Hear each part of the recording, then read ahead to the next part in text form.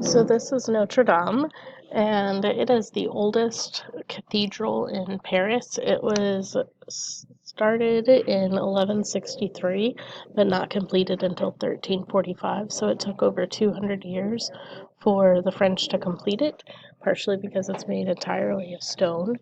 Louis VII and Pope Alexander III began it, and it's actually on Ile de la Cité, that little island in Paris. I'll show you a video or a map here in a second of where it is. It's noted for its Gothic architecture, which again I'll show you a couple of reasons why it's Gothic. Um, some of it is because of this stained glass. So you see how it has a blue tint to it? This is the choir loft, and it kind of changes color throughout the day. And so right now, this is in the evening. It's about kind of this blue color. In the morning, it's a rose pink. In the early or late morning, it becomes red. In the afternoon, it turns to yellow. And then by the evening time it's green, and then into this blue color that you see. So if you go during different times of the day, you'll see different colors. This is the choir loft. Like I said, this portion was added in 1182. So this is the original plan for Notre Dame. And like I said, they just kept adding on. So they built this portion and this portion first, and then they added this back portion, and then the bell towers, and then eventually the spire. But I want you to notice a difference between this and the actual picture.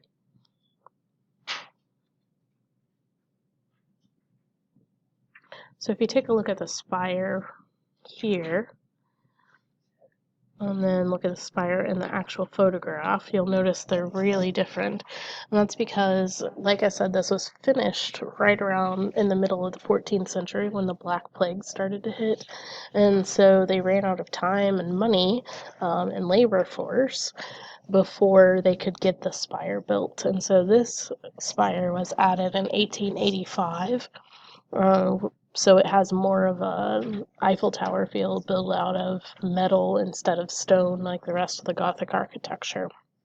The whole thing underwent restoration in the 1990s, but every time I've been, there's been some kind of scaffolding up around the building.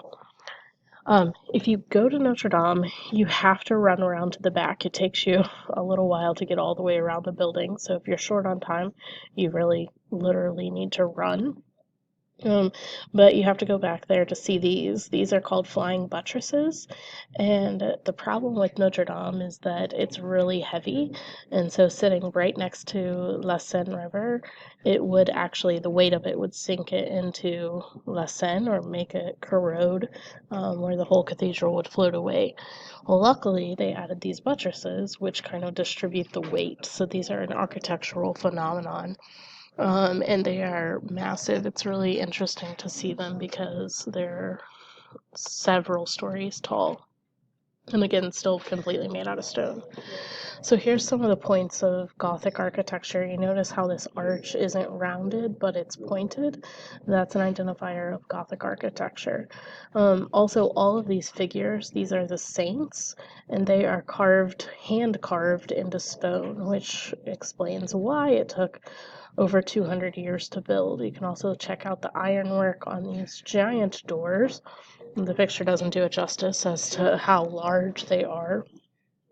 And then, of course, gargoyles, which are another indicator of Gothic architecture style. So if you've seen Notre Dame, the Disney movie, then you know that the gargoyles have a history of coming to life, not in reality, but that's the myth. Um, Victor Hugo actually originally wrote the Paris legend that you now know as the Disney movie. It was a novel first written by him and then turned into a musical, and then on to the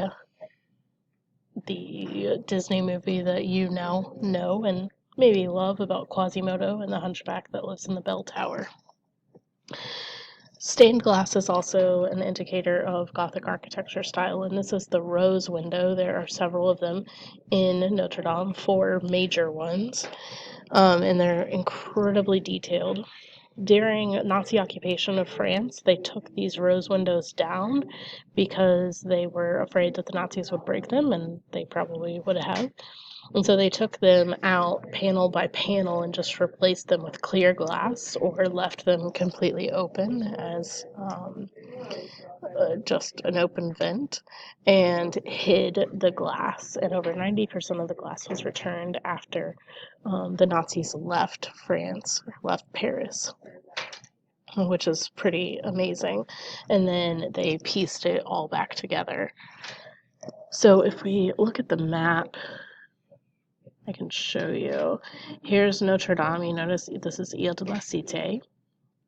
And so we can go check it out.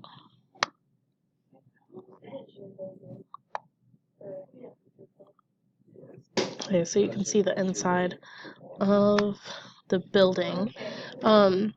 So one of the things that's different between Catholics and Protestants is Catholics decorate their building, whereas Protestants do not. And so you can see lots of highly decorated spaces, not only the stained glass, but also with the structures. All of these arches on the inside, again, the pillars and the arches representing Gothic architecture style, but they're all there for sound, and the sound quality in Notre Dame is absolutely phenomenal. They have about 5 services on Sundays and then 4 services on Saturday night. So you can actually go and attend a mass at Notre Dame.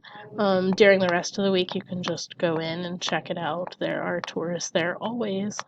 I went to one service while I was there, and it was really interesting. I'm not Catholic, so I had to follow a lot of leads from other people about when to stand up and what to do, but it was well worth it. Let me see if I can find a closer.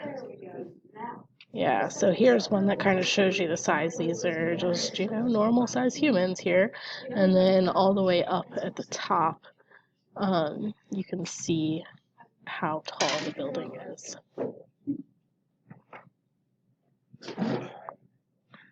There it is from the Seine River. This is kind of the back that you would see from the Bateau Mouche. There you can notice the flying buttresses and the spire up there. So we'll stop there with Notre Dame.